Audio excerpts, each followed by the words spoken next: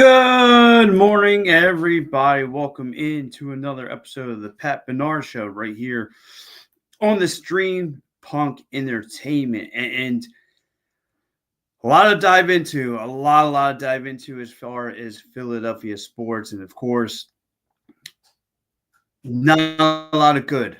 Not a lot of good last night, to be honest. I mean, other than the Philadelphia Wings making a statement at home and winning 19-10 over the Desert Dogs. But as far as the Philadelphia Flyers and the 76ers and the Eagles, a lot of questions. A lot of questions start to develop into this brain of mine. This little walnut brain of mine is starting to ask a lot of questions about these three in particular teams. And I'm going to start my morning off with the Philadelphia Flyers because I love talking hockey, and I'm going to get right into it for my first-time viewers. Now, the Philadelphia Flyers yesterday get waffled on the road.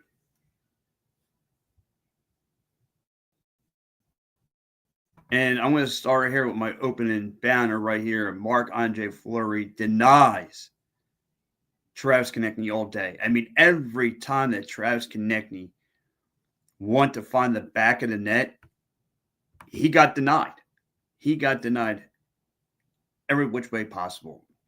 I mean, Marc-Andre Fleury played in yesterday's game like he was in his prime with the Pittsburgh Penguins. I mean, that one glove save he made against Travis Konechny, just stealing him.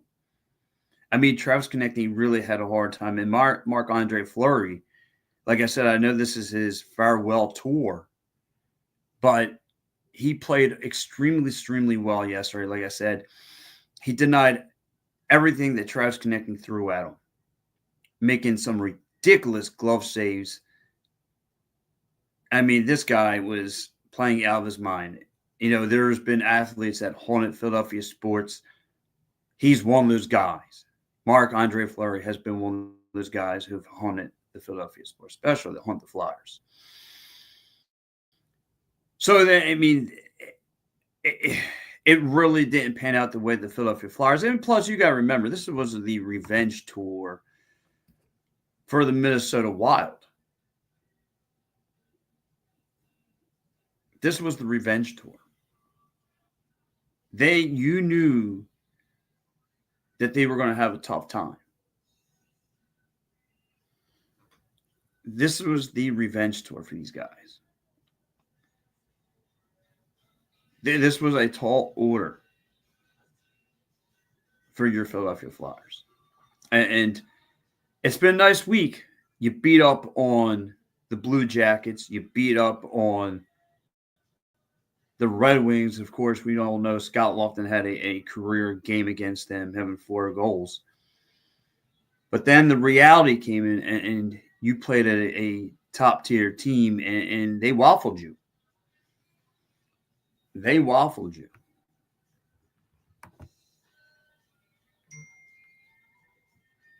And right off the bat, and good morning to my man Dave Yarnell. What's up, bud? Dave Yarnell is saying Minnesota is a solid team. Absolutely, Dave. Minnesota has playmakers. Hold on, guys. Of course, you can't start a show without my notebook, because that's where I have all my Magic Jack notes in there. And you're right, Dave. That is a solid team. I mean, right now, when you look at that West, I don't know who's touching them. I mean, this is why they're showing you. So, my question to you guys: the Flyers look good against the bottom feeders, right? I mean, look at the story this week. I mean, they took care of. The Flyers take care of the Columbus Blue Jackets, the Red Wings, but when they play upper top tiers like the Panthers, the Bruins, the Golden Knights, the Minnesota, I mean, they split with Minnesota. That's great, but I mean, they lose. So, is the measuring stick on this team? They're good enough to beat the bottom feeders, but not good enough to beat the contenders of the NHL. I mean, this week they were 1 for 9 on power plays. 1 for 9. You can't do that. You can't be like that if you want to be a real playoff team. So should I just be satisfied that they're just beating up bottom feeders? Yo, what's up, Joe Sullivan? What's up, my dude? He goes, what's up, Pat? Tough game for the Flyers yesterday. Minnesota is really good. It was a tough spot. Yeah, and listen, like, again, this was that team yesterday. That team is a playoff team. I mean, you look at Kaprizov. Sorry, I mixed that up a little bit. Kaprizov. Like, you look at him, he's the second highest goal scorer in the NHL. He got his 20th goal yesterday. Second highest. Like, the dude's a playmaker. And let's look at the top of the game, right? I mean, and listen, the Flyers played them well. The Flyers hung with them. It's not like the Flyers didn't have necessarily a bad game. I mean, if you look at the score sheet, losing 4-1, you would say so. But, I mean, if you look at the first two periods, they really hung with that team. They hung with them. For 40 minutes, they hung with them. I mean, they were going back and forth as far as defense, Sam Harrison. But, again, Kaprizov, he gets one lucky bounce off the backboard and finds the back of the net. So, and I get it. Sam Harrison is obviously healthy and all those things, but I don't know if that's going to with hockey. It's weird because I don't know if that's going to mess with the team chemistry because I thought they were cooking without him, to be honest.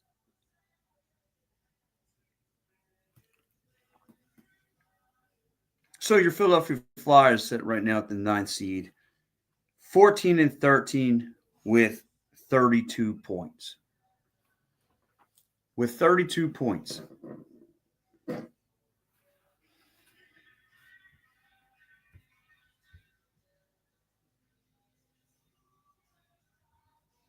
It's a telling story with the Philadelphia Flyers and what they are.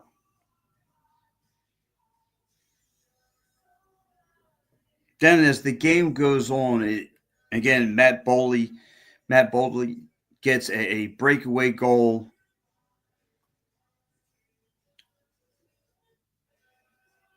And it just goes downhill for the Philadelphia Flyers from there. It just goes downhill. Like the Philadelphia Flyers, like I said, I'll be happy if they can make it to the playoffs. Again, I think all Flyers fans would settle for that. But to me, if you ain't first, you're last. I mean, I don't want to be a middle of the road team.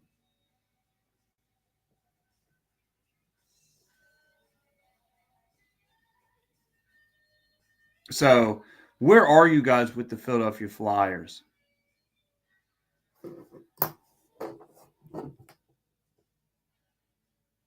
I have a lot of concerns. Not concerns, I shouldn't say, but I want them to be, like I said, they're really lacking on power plays. Really, really lacking.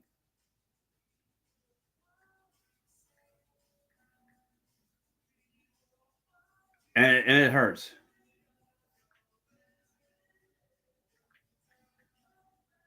So, guys, I'm going to take a quick commercial break, and I'll be right back with you.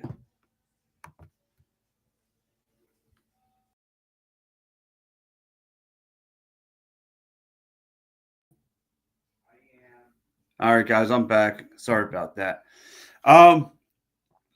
Again, so I'm a little bothered with this hockey team, to be honest with you. I mean, the lack of power play production is hurting me, and I want this team to be better. And I don't want to, like I said, I'm glad that this team has moved forward. I just think that they're better off. I think this team is way better off without Sam Harrison right now. The team chemistry is just not the same. Like they were playing a lot better with Vinotov Ozlov. But if I'm wrong, I want you guys to chime in with me. I mean, because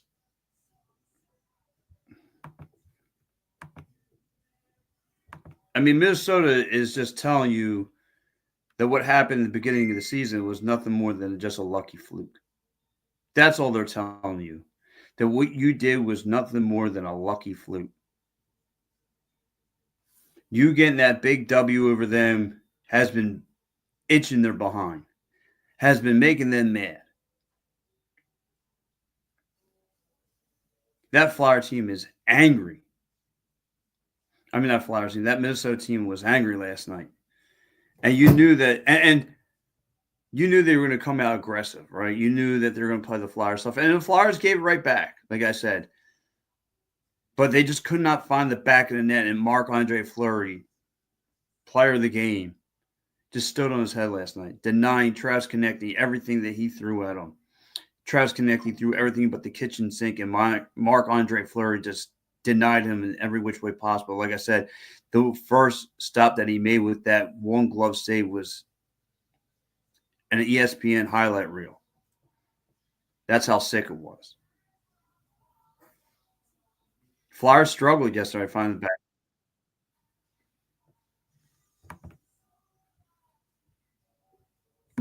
So my question today, question in the morning, are you happy if the Flyers are just a playoff team?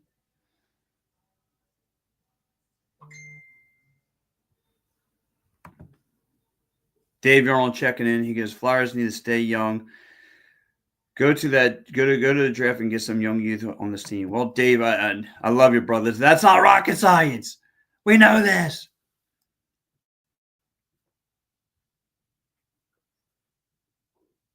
Of course, this team is trending to stay young. That's what I love about it, the youth of this team. Michkov, Morgan Frost, Cam York, Tyson Forster. But Dave, there's the problem though. We go keep on going youth young and all that fun stuff, but not every youth young player pans out. They're doing fine with their youth and the players that they have. But like I said, though,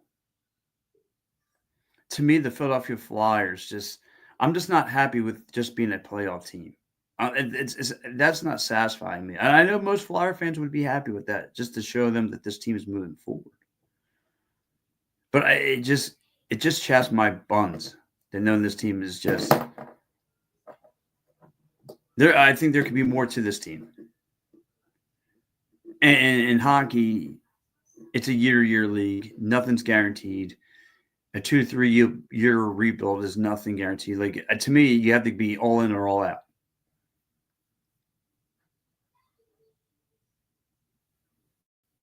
Like I said when I start the show, the Philadelphia Flyers, to me, like I said, it took care of business against a lot of the bottom feeders. But when they face the top tier teams, like the Hurricanes, Panthers, Bruins, they struggled. They struggled.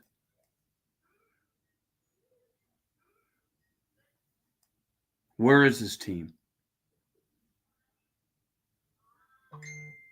Where are you with this team? Are you okay with it? I can't take it. They get waffled yesterday. They got waffled yesterday up there in Minnesota, losing 4-1. Now, listen, they got – so when you look at their schedule coming up, they have Detroit on Wednesday. They got the Kings on Thursday, which is going to be another tall order. And they got the Blue Jackets.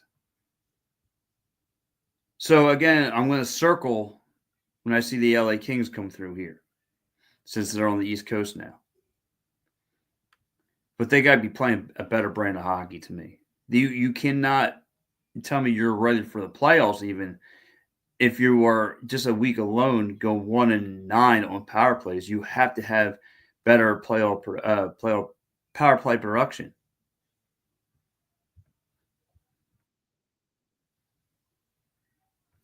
This has just got to be a better team overall.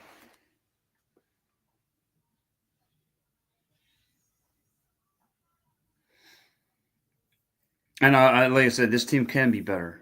It should be better.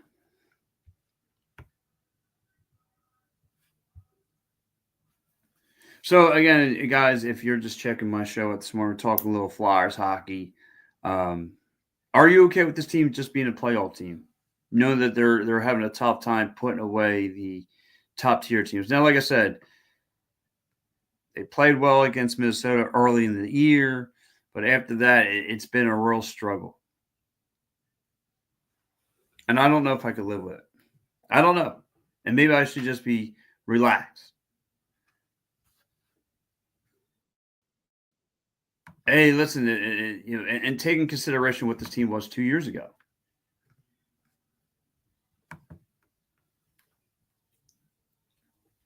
This hockey team was, just it was hard. So it was hard to do post game shows for. It was a struggle. So I guess I'm a little bit of a better place than I am now. So but we're a little bit more than a quarter of the way in to the season, and I just know the team's flaws. I think this team has been really, again, if Mitchkov has been in a bright spot, TK has been in a bright spot, Owen Tippett's starting to cook. Do I expect the Scott Loftons to score every night? No. Or anybody else? No. But Travis Konecny and Mitchkov kind of lead the charge for you, and they're pretty much your only consistent goal scorers.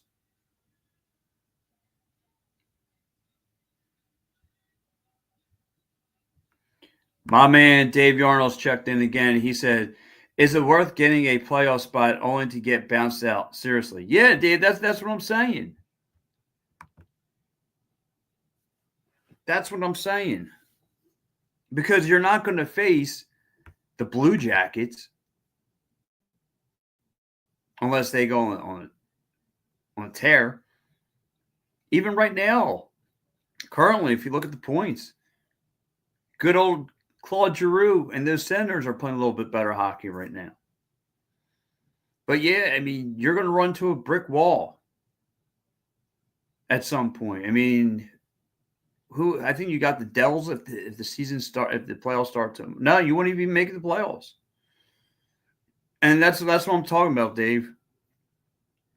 I don't know if I could live with that. I don't know if I could live with just being a mediocre.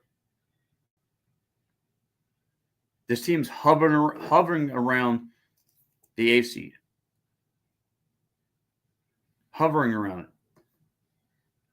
And I just want to you are what your record says you are. So it's again, I don't care if you take care of the Red Wings. Good. Now get to the next level. What's that next level going to be? Can you get through the LA Knights on Thursday? The LA Knights. The LA Kings. I'm saying LA Knight. Wow. Can you get through the LA Kings on Thursday? Can you handle business at home? I don't think you can. Is this a scheduled loss? I hope not. So, again, Flyer fans, if you're up this morning, if you're awake, the 4 for 4 fans out there, what do you see in this hockey team? See nothing but trouble. I just hope this team can turn around quickly. That's all. Like I said, I just want to see them be able to put away some top tier teams. All right, guys, listen, I want to get in to a quick timeout. I'm going to come right back. I'm going to talk about the 76ers and why can't we ever turn the page with this team? Why? It bothers me. It bothers me to know when we can't turn the page with this 76ers team.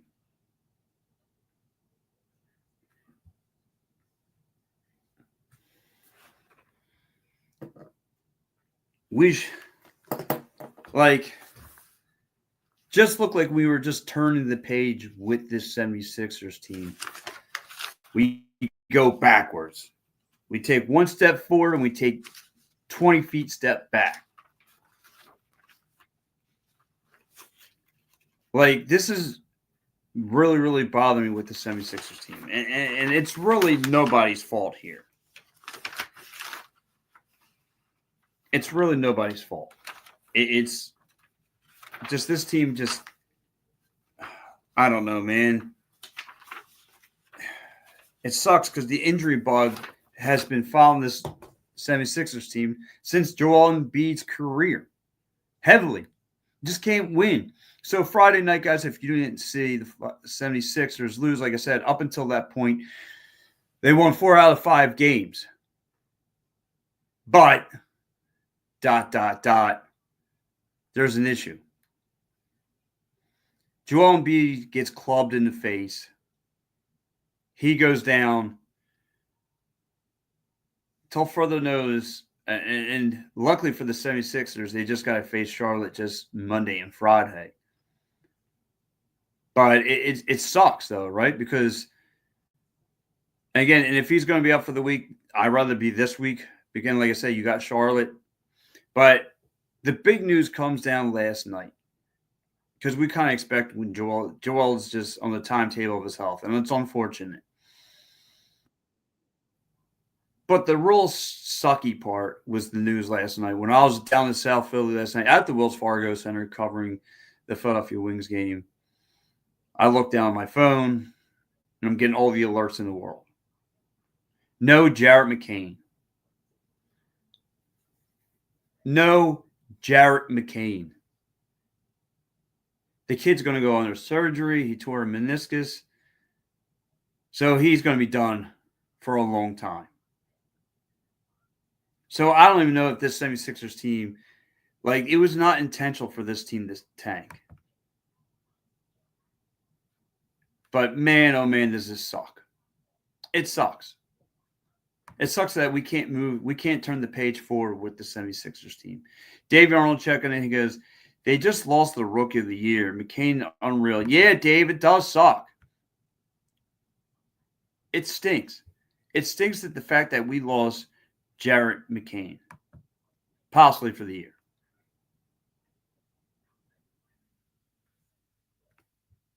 It sucks.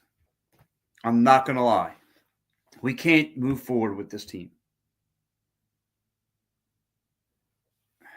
You just can't. It's like I said, up until this point, you won 4 out of 5 games. Everything was looking fine, hunky-dory.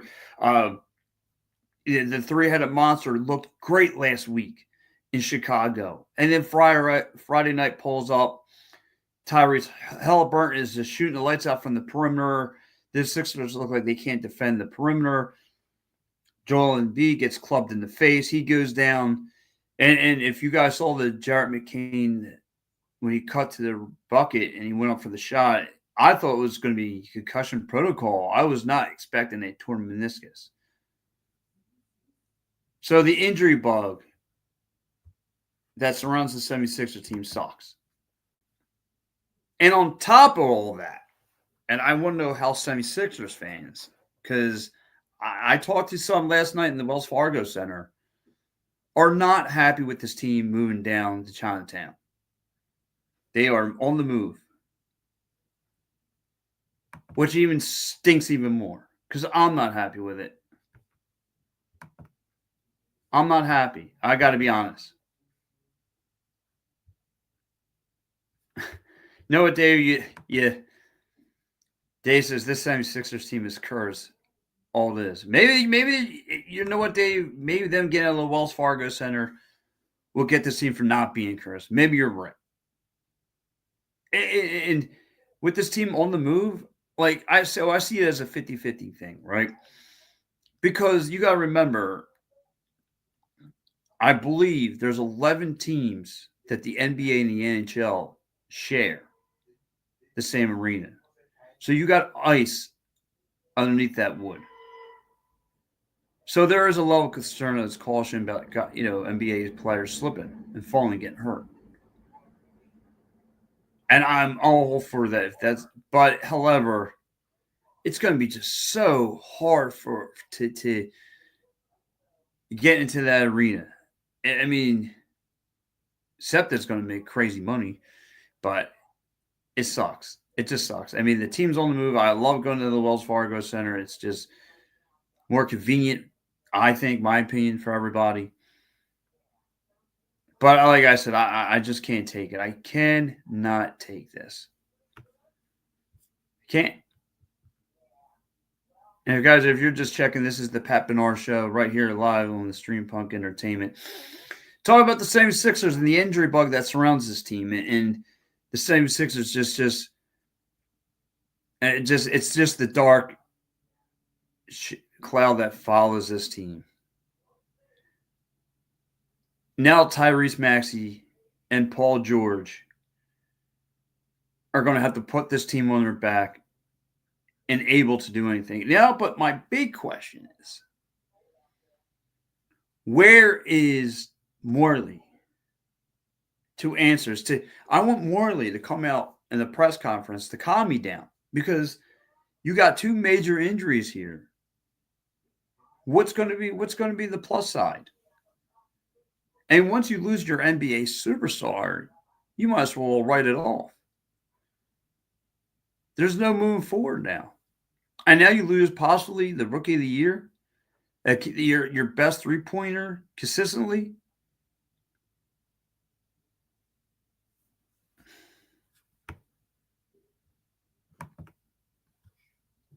Dave Arnold says, think with the traffic when that happens. Oh, Lord, wow. Right. Like, think of, I mean, like I said, the parking garages are going to make bank. The SEPTA's going to make bank off the trains and stuff. I mean, the parking alone is just going to be a complete nightmare. I'm not for it. And like I said, I get it. It's 50-50. Look, in technicality, you're saving the Sixers from getting injured from slipping on ice. Technically.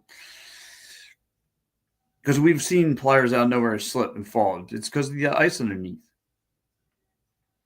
But anyway, I just can't, man. I thought this, like, I was feeling a little bit better about the 76ers team. And not even 2 games in to Joel Embiid coming off injury, he's right back on the shelf again. And alongside, there's Jared McCain, a promising player who gives you decent minutes and gives you decent production. Now, there is one plus side to all this.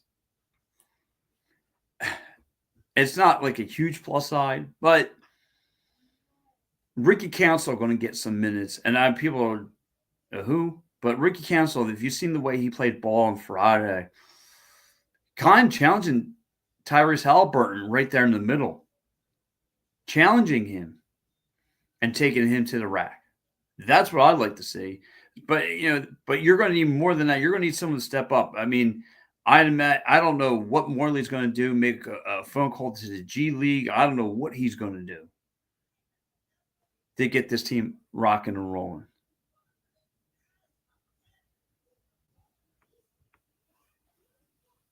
But this team is going to need all the help they can get.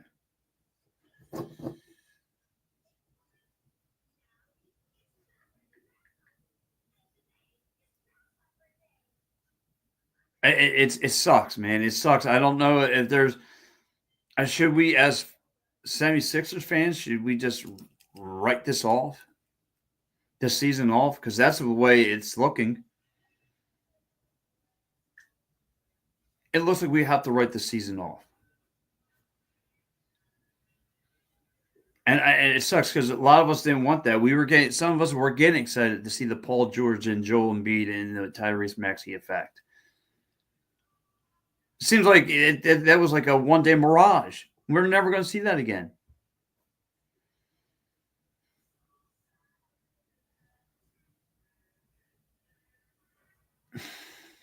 It sucks.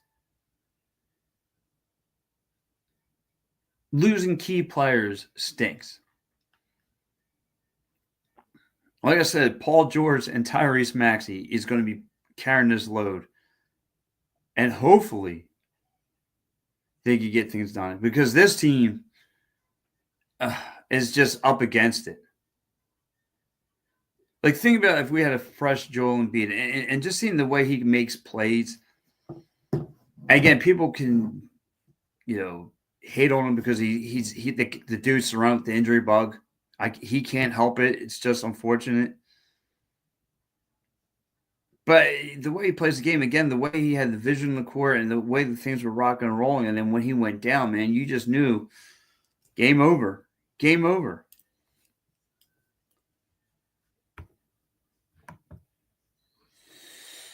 Dave Yarnold checking in. He goes, I'm not a fan of the nurse way rotate. Not a fan of the way he rotates his players.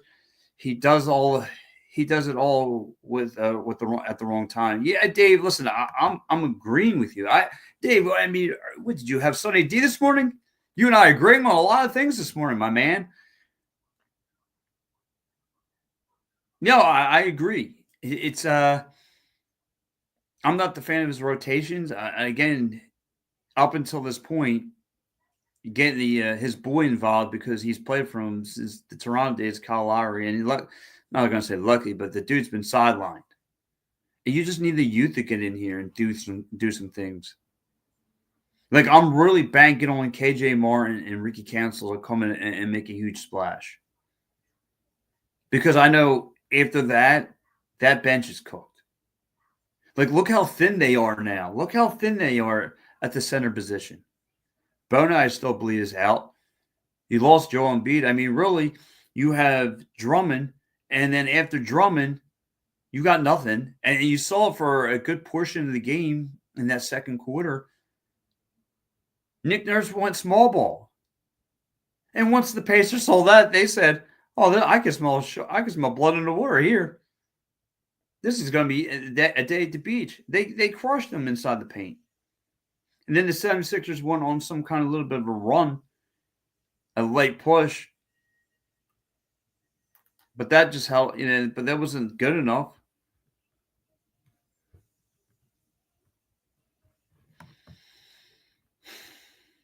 It just stinks. It just stinks.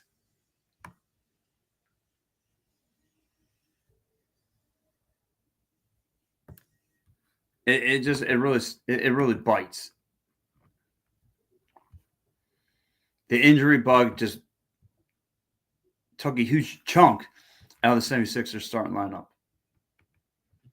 I'm curious to know with the 76ers backs against the wall, what is Morley going to do? Is he going to come out and dress, or is he going to make beyond the scenes move? Are they bringing someone up from the G League? Like, what's the next step here? Or is he going to write this team off? Like I said, you kind of have a week to think about things because you're facing Charlotte in a back-to-back series coming up, which is not scary at all. But it sucks. It sucks to be a Sixers fan right now. It's like, darn, dude.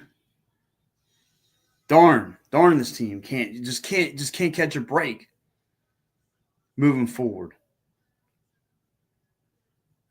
Just looked like everything was starting to turn around and click. Like I said, you won 4 out of 5 games up to this point. And the injury bug climbed onto the court. Now I'm hoping that Joel Embiid injury, and we have to wait till the news. Hopefully it's not that serious. But he got, and everyone's probably saying, if you guys don't know the Joel Embiid, I got into it on Friday with a fan about Joel Embiid.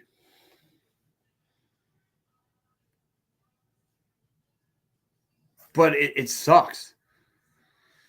The guy's career has been haunted by injuries. And he got cracked in the face, and his face is It's already been bone structured. It sucks, the 76ers, for the 76ers. And this guy, all he's been doing has been haunted by that injury bug. And again, this is kind of taking me through my childhood, right? Because I was in love. I was in love. Growing up, being a big fan of Eric Lindros, but man, after that shot from Scott Stevenson, he wasn't the same. He wasn't the same player anymore. And I feel like this is what Joel Embiid is. Like, you're not going to get you're going to get a forever 100% Joel Embiid anymore.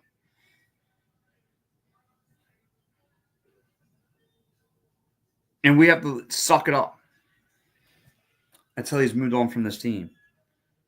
And even then, right? And again, I get into a lot of people. When this guy is full healthy, he's the best NBA player.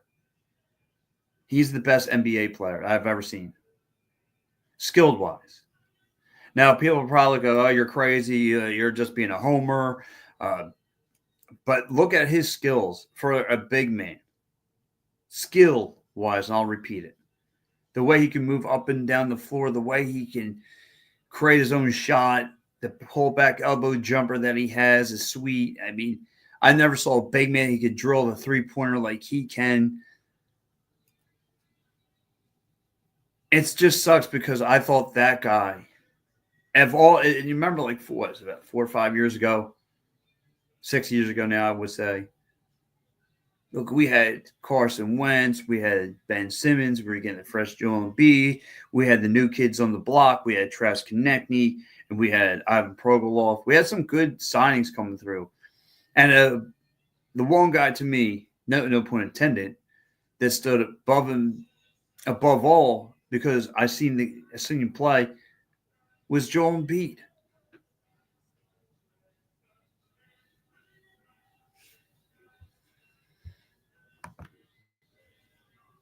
Dave Arnold says Maxi's game is so vanilla. Maxi's game is so vanilla. The league has caught up. The league has caught up to him. Getting tired watching him. Honestly, yeah. And listen, Dave, and so Dave, and to your point, Dave, when you have for Tyrese Maxey, when you take Joel Embiid off the court, the opposing defense really now you don't have Jeremy McCain either. All they got to really worry about is you, Maxey. And we know what he likes to do. We know he's got a great game to cut to the cup, and he has that pullback three-pointer. But him and Paul George are going to be asked a lot. They got a tall order every night. Now, great. Kelly Oubre has been playing a little better. He's been recording a couple in the last couple of games. He's put up a back-to-back, a double-double. Nice. Andre Drummond, great. But that stretch is only going to go so far. Then what? Well, listen, guys, I got one more segment to get into. And, of course, I can't end my Sunday. And joining me soon is my man Will Atkins Jr. He's going to be joining me. He's part of our Pittsburgh crew. So, guys, please give Will a nice, warm welcome. If you don't like to, that's fine. I get it. He's from Pittsburgh. If you want to throw a tomato at him, no, I'm kidding. But, yeah, so let's get ready to talk some Eagles football. Eagles football today. And a lot has been surrounding this team. And right here, I'll start off. We've all heard the news. We've actually, I can't speak for all Philadelphians. I'll speak for myself. I got tired and bored about the drama that's been going on. And not just locally, it spread, it went nationally. That Jalen Hurts and A.J. Brown cannot be on the same page. Even on a 9-game winning streak, these two seem to have problems. And everyone's acting surprised. Let's rewind the clock a little bit. Do we not know? Do we not remember? Let's rewind the clock a little bit. Let's go back last year against Minnesota, where these two, remember, A.J. Brown was screaming at him on the sidelines. So, I mean, again, everyone's acting surprised about what's going on here. No, this stuff's probably been going on for quite some time. It's just more and more starting to leak out. And the two players are not going to say much. And see, being in the media now, people think that the media guys, like to stir the pot a little bit. And we can only take information that we get from the players. Or the vibe or whatever. We can only, because we can really be in some big trouble. Even if we write the wrong article that's not correctly done, we get in big trouble. So you got a pitcher. The players give the information and so forth. So that's what it is. But look, and everyone's acting surprised about the Carolina Panthers. How they gave the Birds a run. Are we shocked? Are we not paying attention to the Carolina Panthers? Like, the football heads should know better. This is the same team that gave the Chiefs a run. Like I said, they're not built to win right now. That's obvious. Obviously, the record speaks for themselves out there. They are built to win for the future. But anyway, listen, we got a cross-state rival on the line with us, and listen, he does a phenomenal job. Will Atkins, I mean, this guy, last week they made their debut right here on the Stream Punk Entertainment, and great viewership. The guys know what they're talking about. So let's bring on my man, Will. Guys, if you have any Pittsburgh Steelers questions, please throw them at Will. He'll love to get to you. So, guys, give my man Will a warm welcome. Will, what's up, buddy? Hey, what's going on, Pat? Good morning.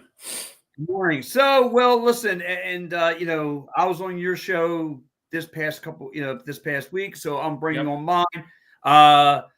And I'm bringing you in the cross state and to discuss today's football game. And right off the bat, you and I kind of discussed this.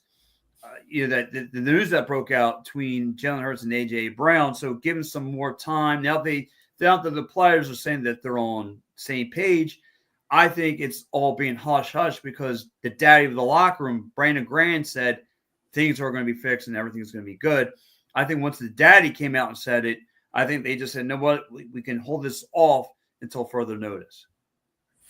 Yeah, I mean, hey, I don't know. I mean, it's something that A.J. Brown has, he's not happy. I mean, he's not happy with his targets, and that's it's never a good thing. I mean, it's a good thing and a bad thing. You want your, like we said on the show on Wednesday, you want your wide receiver to want to be throwing the ball. You want him to be, want the ball and want to be able to make plays and everything like that. But you don't want the controversy on the flip side that comes with it.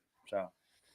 No, and you don't want the controversy. And like, out of all games, like I said, they're on a 9-game winning streak. But of all games, you two are going to act crazy, and you're going to do it to a coach that lives one of the most successful coaches of all NFL, Mike Tomlin.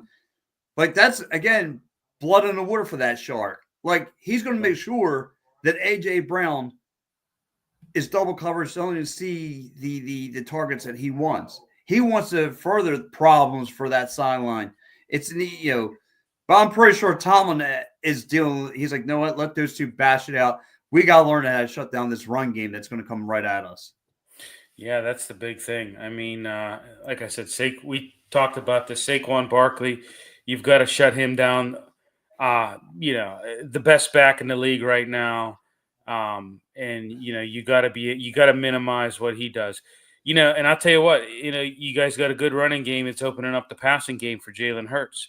So there's a lot of things you got to defend with the Philadelphia Eagles. So.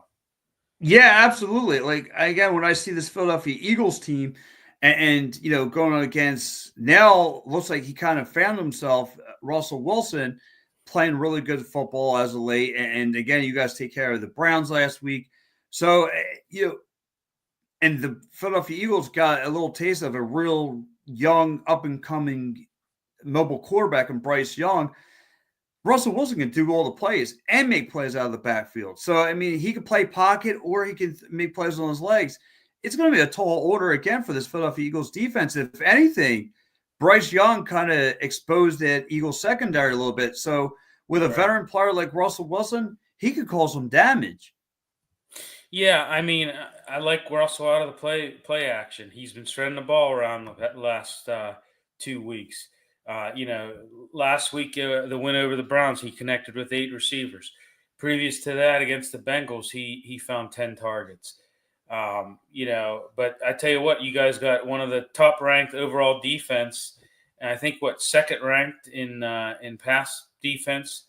It's likely that we're going to be without George Pickens, which is another that one-on-one matchup on the outside. You're going to lose that, but you got the hamstring injury. I don't know, but yeah, I mean they're playing. They're an effective offense now, and they weren't in previous years, but they're getting it done offensively now. So.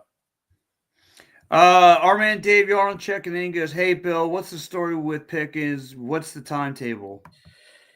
Well, it's a hamstring injury, and they're not. It's week to week. I mean, I know Mike Tomlin had said there was a slight chance that he would play in this game, but I think he erred on the side of caution, and they're saying that he could possibly be back for next week for the Ravens. But like I said, there was a slight chance he was going to play today, but like I said, I think they erred on the side of caution. I think more than likely he'll be back against the Ravens.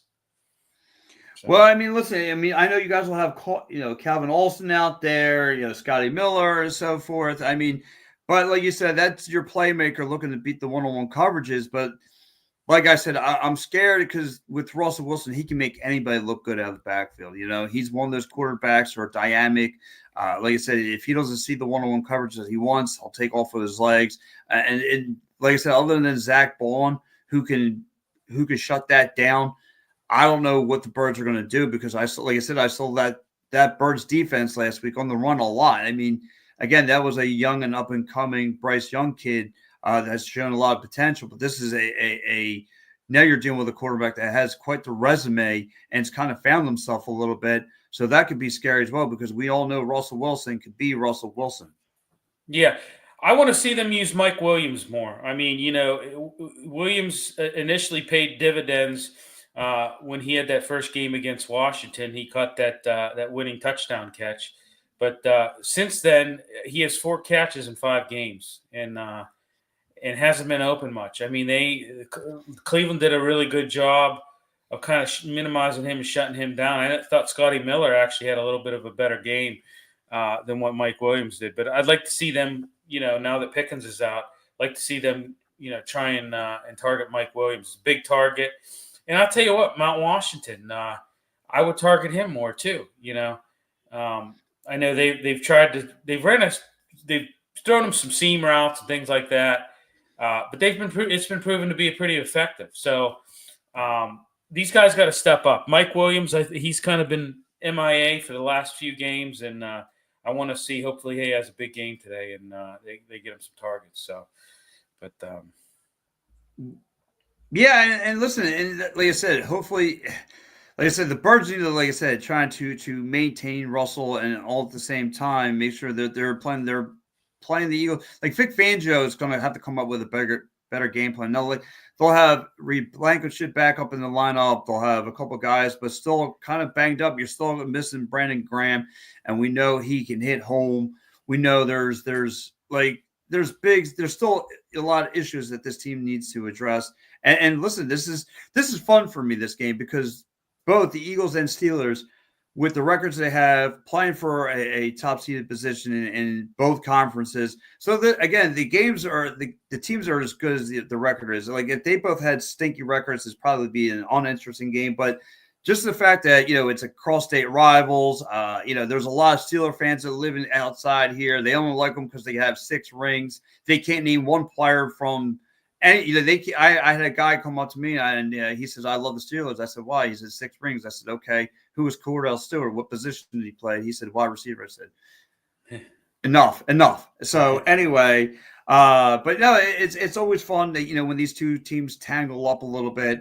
So and again, you're looking to see how the Steelers could shut down Saquon, but with this Birds team, I've seen a lot of defenses just because they have to try to maintain him, but only complementary Jalen Hurts because when he looks like you're trying to slow him down, then he can take off in the backfield. And then, like you said, that kind of exposes his aerial game.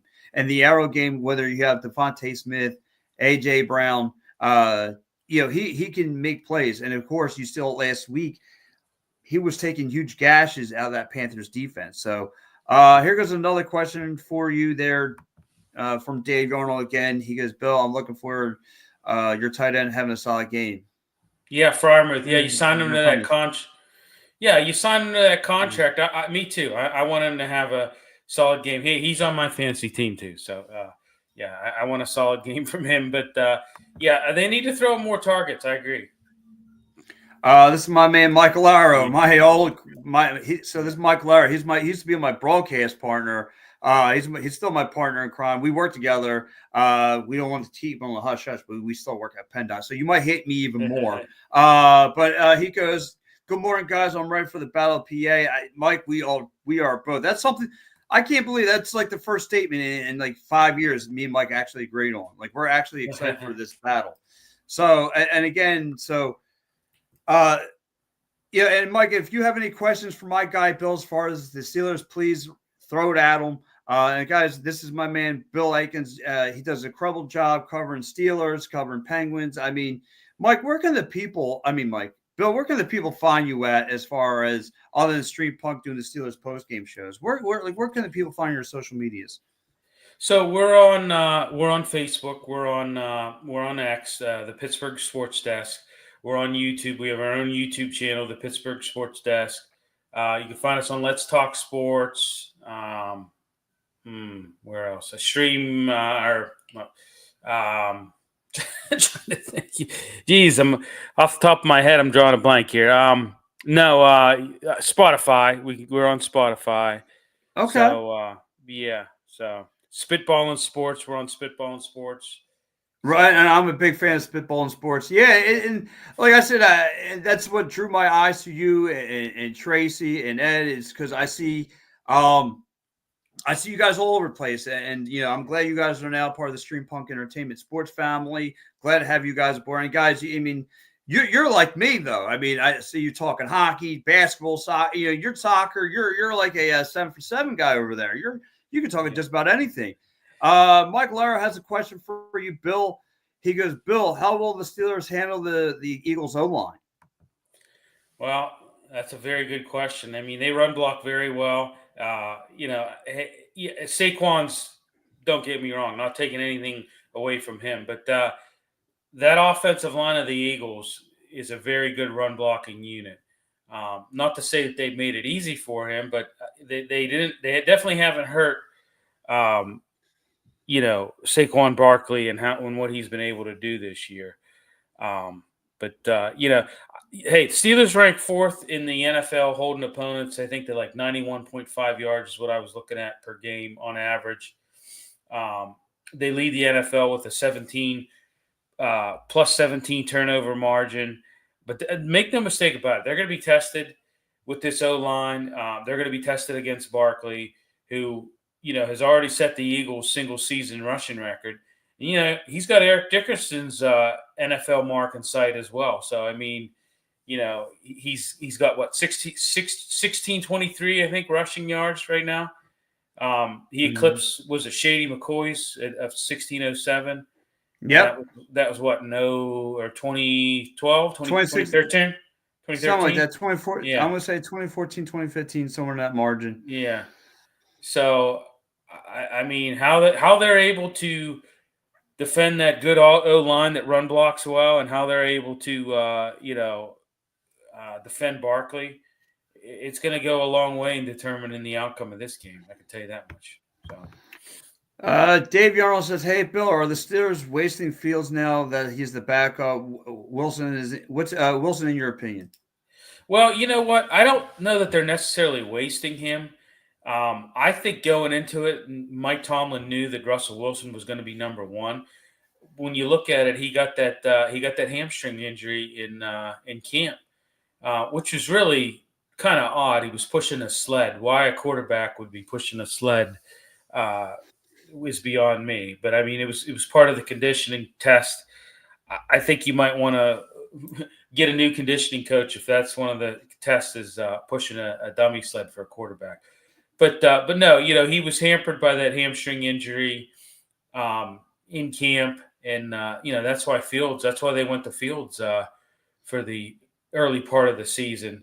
I don't know necessarily if they're wasting him. I just wonder what they're going to do next year. Are they going to, because you basically got Russell Wilson's for next to nothing, because the Broncos are pretty much picking up his tab in terms of guaranteed money. But what are you going to do? I mean, Fields has shown some positives, I think, in the games that he's played this year. But the offense looks a lot better. It looks a lot efficient with Russell Wilson in. And I just think it's because of his pedigree and what he has, that his experience.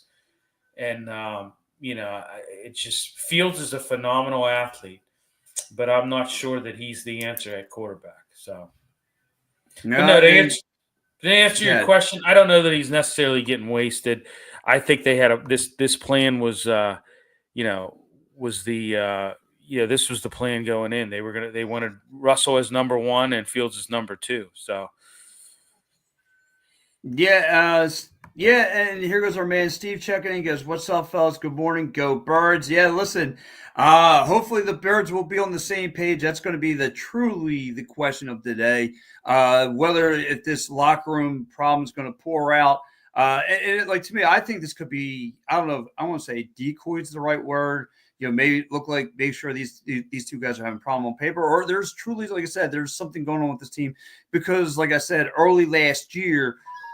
They had problems during that Minnesota game and where AJ Brown was yelling at them. So they were exchanging words on the sideline. So maybe this has just been carrying over up until that point, which is really scary. And like I said, it took Brandon Graham to publicly come out and say, like, everything's okay. It took Daddy of the locker room to say, everything's fine. And once Daddy said, and then they're like, all right, you know what? Everything's cool.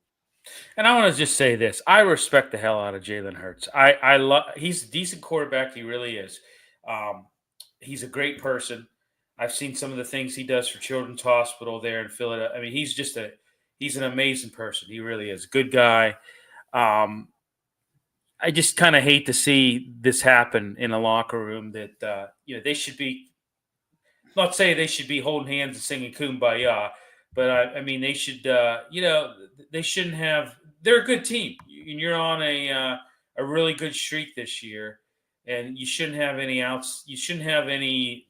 I'm not going to say outside noise. It's more like inside noise. You shouldn't have that on this team. Everything should be even keel, and I don't know.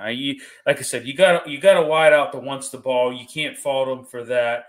But I think he went a little overboard in some of his criticisms of Hurts, in my opinion. Oh, same. I love Hurts. I think again for a guy who could squat 600 pounds and push the rock forward is just unbelievable. I mean, the things he could do. Again, a mobile quarterback who could cause issues with his legs, his arms. And again, he doesn't turn the ball over. I mean, at the beginning of the year, he was a turnover machine, and people are automatically ready to ship him out of here. And he hasn't really since that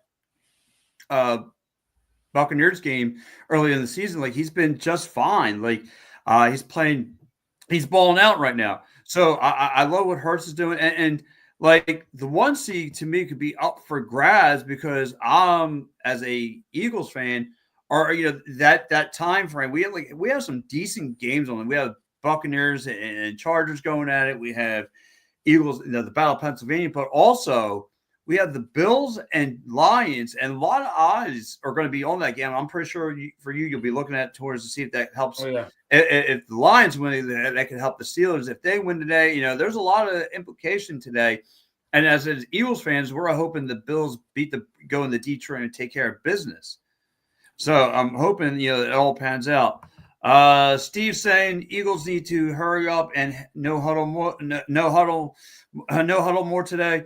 If you're going to force the ball, AJ, do it early in the first. Hope this ain't a AJ 15 target game. 8 to 9 targets should be plenty. Yeah, I'm with you. Well, yeah. I'm with you, Steve.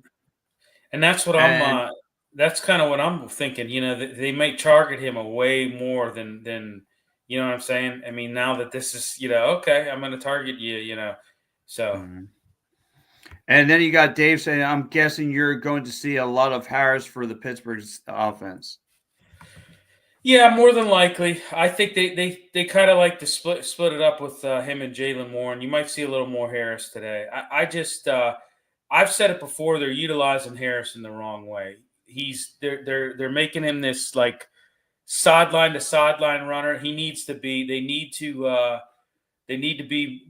more up the middle with him, and I mean, he's a big bruising back. I mean, we're talking about a guy who he's a little bit smaller than Derrick Henry, but kind of that same, weight-wise, he's definitely lighter than Henry, but kind of that same caliber back. And I just think that Steelers have kind of utilized him in the wrong way. Yeah, I think he's going to be a big part of it today. And to answer Steve's question, I think. Listen, Steve, for the Birds, I get you want the no huddle, you want the hurry up offense, and get to what's called pretty much early, and I get it, but I need AJ to be patient. Like again, you're doing everything well. You need to be patient and understand you got to share the rock a little bit. And look, last week Devontae Smith had a bit. Look, on paper, AJ Brown still had the most receiving yards. But listen, sometimes you got to spread the level around a little bit, and so you can't. I just hope today's not a frustrating game. And like I said, you don't want to give Mike Tomlin any ideas if there's issues with the Birds. Like that's a smart coach. My main man, Matty B. What's up, buddy? Listen, Matty B, great guy over here. He goes bowling out. What the F? Hurts has thrown in the middle. He throws in the middle. Hurts has thrown to the middle of the field 45 times all season. He has attempted 325 passes, not turned the ball over because he's not being aggressive. Come on, man. Well, he doesn't have to be aggressive. He's got Saquon Barkley. Early in the season, you saw that. You saw him throwing in double coverage, triple coverage. And yeah, he was turning the ball over. Now that they've established this running game with Saquon, you don't have to do as much. Yeah.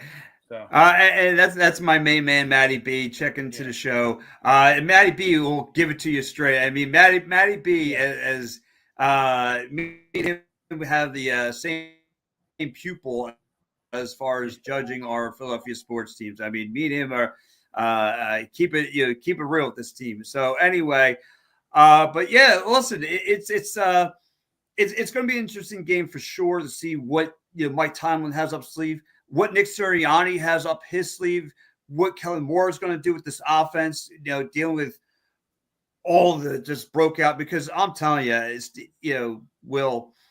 Listen to the drama factor all week long. It's been crushing my ears about the drama between the two.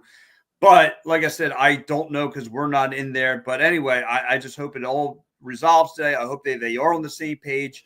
But again, I hope Nick Sirianni and Kelly Moore, they can dial something up. I'm curious to see how this defense maintains Russell Wilson today. That's going to be the big question to me. Steve says the Eagles first quarter struggles have been horrible. Try something new and air it out. Something new and give AJ his targets early and Saquon for and use Saquon's legs for the second half. Yeah, Steve. And listen, I could, me personally, I could care less if the Birds are always falling behind on the score sheet. To me, I think they just kind of, I think they use the first quarter as a decoy. I kind of think they kind of disguise themselves to see what the opposing offense's defense are coming up with, and I think they just go all out. Well, hey, the same Yeah. thing you can be said as for the Steelers. They've been a second half team this year. How many times have you watched games where they've, the first 3-4 drives, they come up with maybe a field goal or two, and they're not a good first half team. The Steelers, they're a better second half team as we've seen this year. So they have those struggles too. So we may see.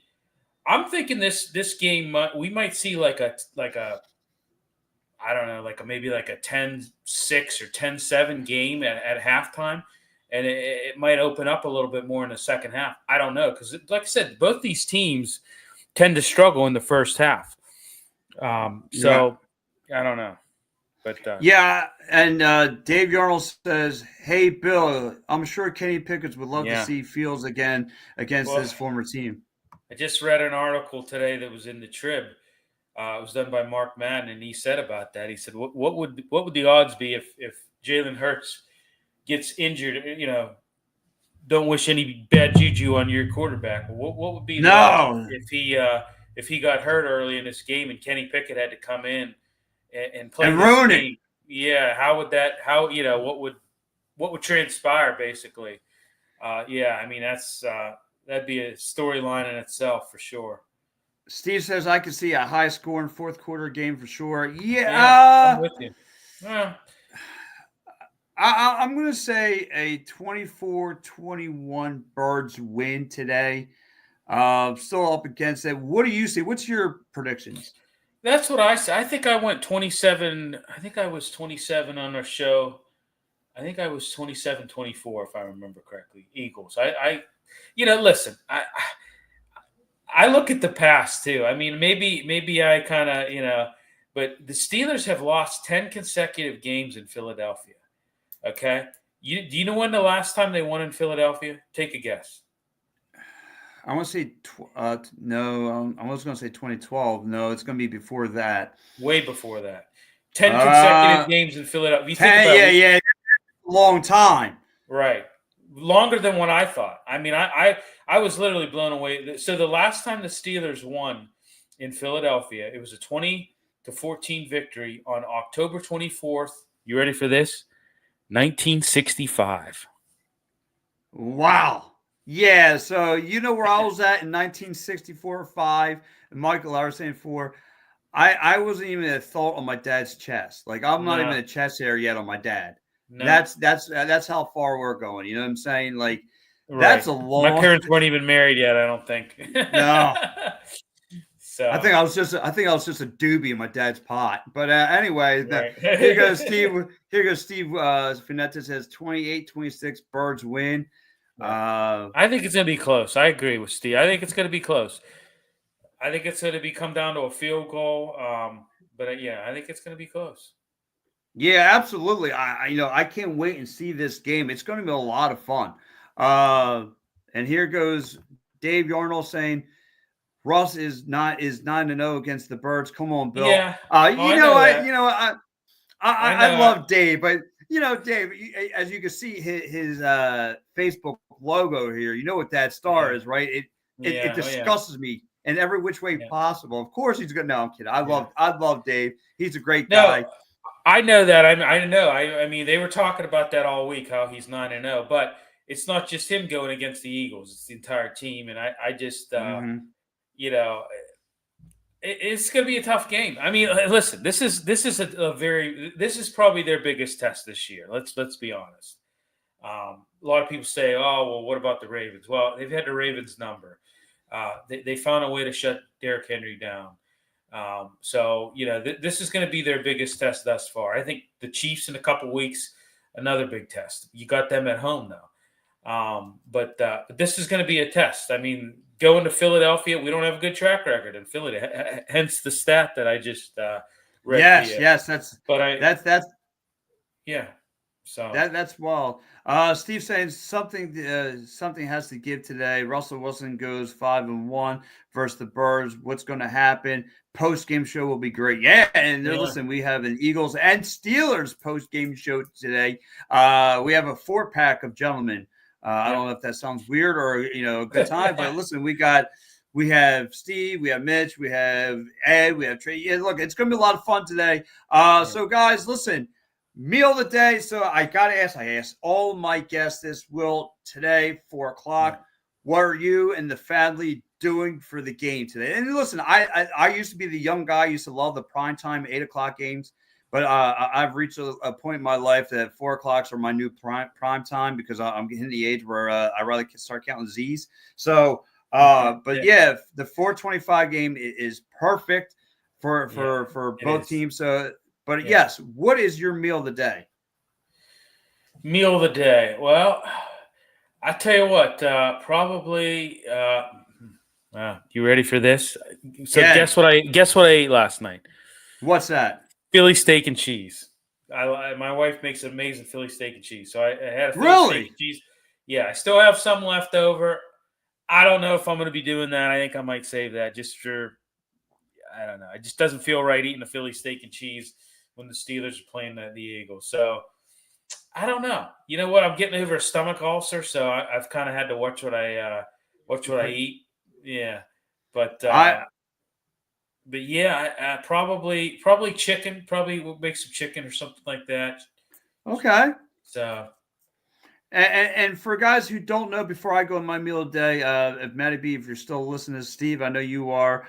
My man Bill here is getting ready to retire from the military. So I know Matty B was in the military. He served time in there, and Steve has also served time in the military. So I want to say thank you for service, and you, Ed, and you guys are great. I can't wait to listen to the post game show today. And one more question coming in from Dave Arnold. Coaching war, I will go with Tom, and no question. Come on, Bill. well, yeah. I You, mean, I agree. I agree. I'm not bashing Mike Tomlin at all. I think he's an amazing coach. I've said it before. What he's done. If the Steelers let him go, he would get a head coaching job in 30 seconds. There's line of teams that would be wanting his services.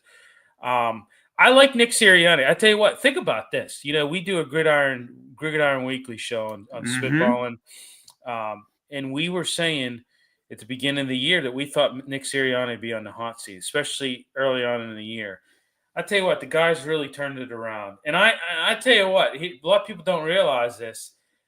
So where I grew up, Indiana University of Pennsylvania, he was the wide receivers coach there for a while. So he has a little bit of Western Pennsylvania ties. He was in that program for a decent amount of time. That was like where he cut his teeth in the coaching was Indiana University of Pennsylvania. So he was the wide receivers coach there for a while. But no, I mean, I respect Nick Sirianni. He's a good coach. You look at what he's done to this team, and he's, like I said, we're talking about a coach that a lot of people said was on the hot seat. He's completely turned it around. He's completely turned it around, and they're not saying that now. Yeah, he don't get his dues enough. Again, it's funny because when the guy, him or Howie Roseman, screw things up, people are automatically ready Right. to drive them to the next airport. And however, like you just said, at the beginning of the year, the seat was burning a little bit, and then what a 180 from the Yeah. general manager to the coaching staff to him. I mean, I thought he completely lost his mind after shaving his head, and I thought he was on the trip to the wackadoo house, but no, he kind of, again, like you said, flipped the script a little bit. And he has a nice little tough win against the Browns. He stomps some mud hole into the Bengals, the Giants, and then again up to the point where it was like the bottom feeders. But then he started taking care of the Ravens, the Commanders, the Rams. Now it's starting to be like, okay, I went from being a playoff team to now I'm looking at this team to be a Super Bowl contender team.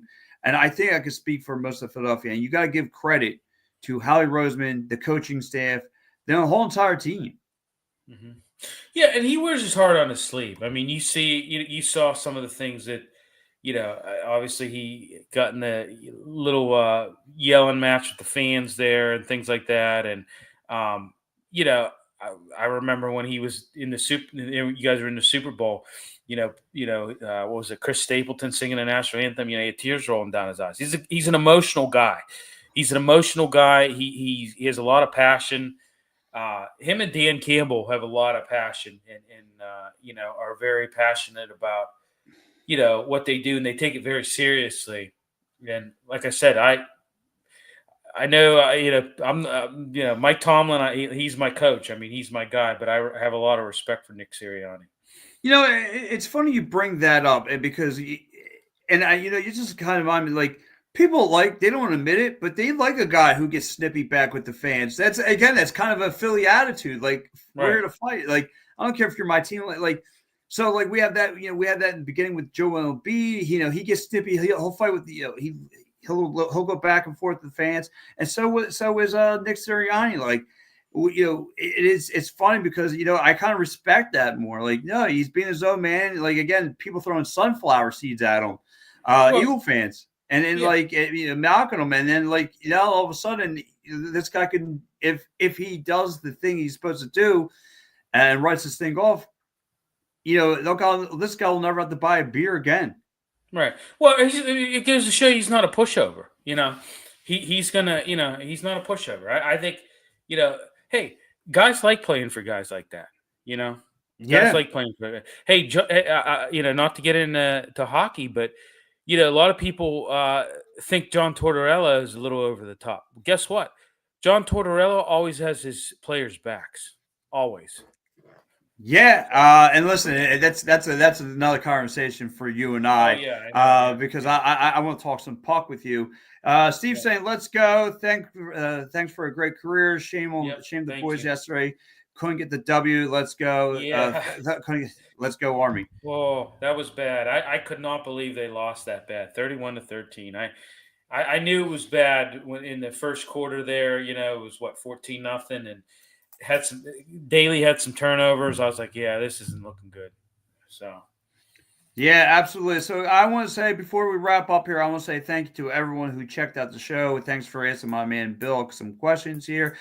Steve Finetez, Dave Yarnell, Matty B, Mike Laro, those guys over there from It's a Wrap Sports, but It's a Wrap Sports. Thank you guys so much. Thanks for check out the show, guys. Stay tuned because here on Stream Punk on Sundays, this is our first day of the week. We're getting busy. We're wrapping it up here, but stay tuned. We got Eagles and Flyers. Excuse me, Eagles and Steelers post game show here today. It's going to be the meeting of the minds, and then we, of course, at 9:00 we have. All across all the time. I will be back on that tonight talking about the great win from the Philadelphia Wings yesterday. Something to look towards. So as Steve says, great show, fellas. Yes, thank you so much. Dave Yarnell says, Bill, Tomlin has the key to the city. Oh, yeah. He can do no wrong to the Steel. Absolutely. To the Steel City. Yep, you know that? Does. Yep, he definitely does. Totally agree.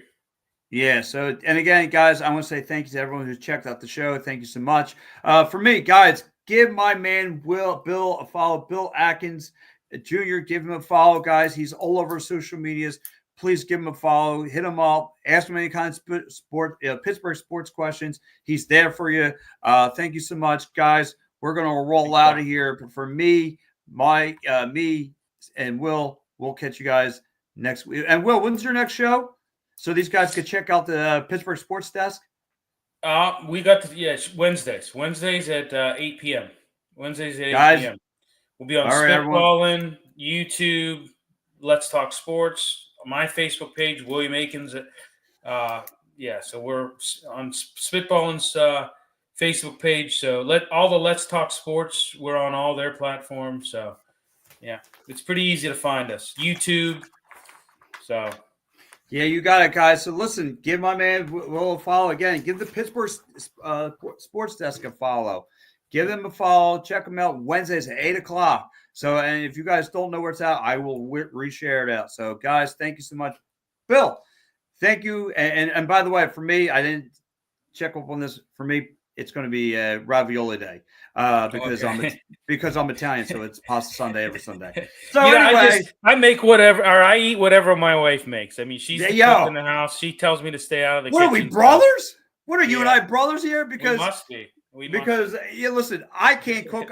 For an Italian, I'm ashamed. I'll burn it out of the kitchen. I don't want to touch a kitchen.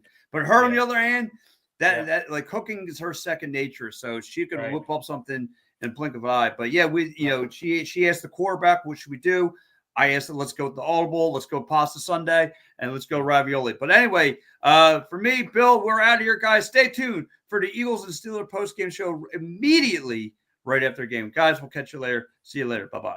See you later.